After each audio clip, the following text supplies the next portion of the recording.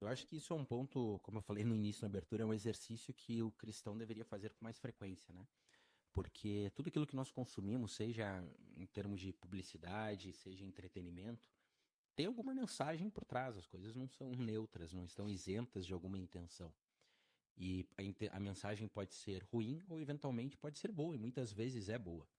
E a gente precisa, quando ela é boa, a gente precisa avaliar o quanto das verdades de Deus estão por trás daquela mensagem, que ainda que não seja uma mensagem cristã, tem ali uma valência bíblica naquilo que ela apresenta. Como os filmes que a gente vai falar hoje, né? A questão do tempo, o modo como as narrativas desses dois filmes exploram o tempo, nos permite fazer comparações se o tempo ou as questões relacionadas ao tempo que aparecem nesses filmes, elas seguem apenas uma ordem daquilo que a sociedade entende ou percebe sobre o tempo, ou talvez tenha ali princípios de Deus que inclusive servem como argumento evangelístico, por exemplo. Né? Vendo um filme com a pessoa, discutindo, conversando com ela, Uhum. encontrar ali uma abertura para falar daquilo que a Bíblia fala sobre aquilo que o filme mostra, nesse caso, obviamente, aquilo que é correto à luz das Escrituras. Por isso, eu acho que é um exercício que a gente deve fazer mais vezes, né? Deve manter isso como uma prática na nossa vida cristã. Vamos ao cinema, mas não vamos apenas para a diversão, ainda que haja diversão, né, em um tempo de lazer, de convívio, mas também buscar discernir, avaliar aquilo que eu estou recebendo. E eu acho, como eu disse, que isso deve ser feito em tudo. Aliás, as escrituras também fazem isso, né? Paulo faz muitas comparações com coisas corriqueiras da vida, como o desporto, por exemplo.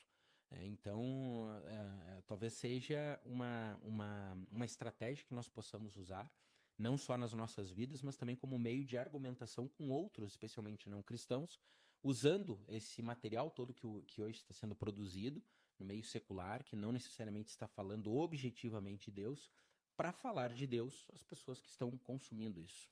A verdade é que a gente gosta muito de histórias, né? O Uhum. ser humano é assim. Então a gente é movido por histórias. Não é à toa que os grandes mestres filósofos usavam de histórias, anedotas, para Uhum. deixar os seus princípios mais profundos. Jesus Cristo, nosso Senhor e Deus, Mestre, Rei, não foi diferente. Contou as suas parábolas, que são famosas até hoje, as pessoas se voltam para elas assim maravilhadas com a profundidade de lições do reino dos céus em histórias tão simples sobre a natureza, sobre plantação, gado e coisas assim, não é? E eu acho que as histórias continuam a aprender as pessoas e são transversais, elas falam de coisas que dizem respeito ao anseio de todos nós: felicidade, a morte, o tempo, o envelhecimento, o amor. Essas coisas todas estão presentes e sabemos que o Evangelho de Jesus tem respostas sobre todos esses temas, ou tem indicações, tem pérolas, tem brilhantes sobre cada um desses valores que nós tanto ansiamos, que nós tanto buscamos. O Evangelho de Jesus é uma nova realidade de esperança para todos nós e muitas vezes um filme ele apenas cutuca ou provoca uma questão em nós que nós já estamos lidando. Às vezes estamos em crise com uma certa situação da vida e uma história como essa, uma novela, um dorama, vai trazer alguma coisa para nós que é possível conversar a partir do Evangelho. Eu acho que a gente pode fazer isso de maneira muito sábia quando a gente consegue fazer essa conexão, essa ponte, não é? Quando nós conhecemos a Bíblia, quando nós conhecemos a verdade da palavra de Deus e as relações que ela tem. E quando a gente abre a própria Bíblia, são histórias e histórias que não se acabam mais. Então, que bom que a gente pode hoje se conectar com aqueles que gostam do cinema e conversar um pouquinho sobre isso. É verdade. Adriano, vai falar alguma coisa? Sim. Vai lá. Não, também é uma questão de nós conseguirmos compreender coisas que não são do nosso cotidiano, sabe? Às vezes, através de um filme, ele vai lhe mostrar uma história em que você nunca passou na vida, você pode aprender com aquilo, e um dia, alguém que pode estar passando por essa situação, você conseguir se colocar, se posicionar do lado dela, entendeu? Ter essa empatia pela pessoa, entende? Acho que também é uma forma de analisar qualquer filme ou série que a gente acaba por Uhum. ver. Claro que sim. Até porque se a gente for ver, o próprio povo judeu, ele mantém a sua tradição viva através da história, né? De várias narrativas que foram sendo preservadas e transmitidas de geração em geração, mantendo essa herança e essa memória do povo vivo a fim de conectá-los hoje como uma nação.